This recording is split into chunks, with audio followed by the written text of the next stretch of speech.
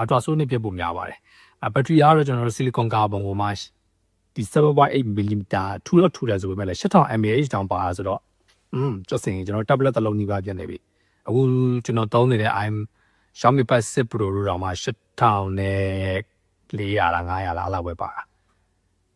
share ပြသွားပြီလားဆိုတော့ဟုတ်ပြီcharging ကတော့ကျွန်တော်တို့ခုနအမြင်နဲ့ဒါပေမဲ့18 watt wire charging ရမယ်50 watt က wireless charging ရမယ်5 watt က reverse wire charging ရမယ်အရောင်နေနဲ့အခုမြင်ရတဲ့ပန်းရောင်လေးရှိမယ်အမဲရှိမယ်စေးပါးရောင်ရှိမယ်အပြာရောင်ဆိုပြီးတော့၄ရောင်လာမှာပေါ့နော်ကဲဟုတ်ပြီ brother လေးတော့ဒီဖုန်းလေးထွက်ရင်မြန်မာနိုင်ငံကိုရောက်လာမယ်ဆိုရင်ဝယ်ဖြစ်မယ်တင်လား design နေထားကာလာတော့ပါပဲပြီးတော့ကျွန်တော်တို့ပုံစံအသစ်လေးဖြစ်သွားပြီဆိုတော့ခုနကျွန်တော်ပြောသလိုပဲဒီဖုန်းကင်ပြီဆိုရင် up to date ဖုန်းတွေကိုကင်နေတဲ့ feel လေးတော့ရလိမ့်မယ်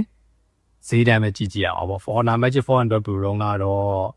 20ဝန်းကျင်လောက်နဲ့လာဆိုတော့ဒီကောင်နဲ့အလောက်ဈေးနဲ့ပဲလာမယ်လို့ထင်တယ်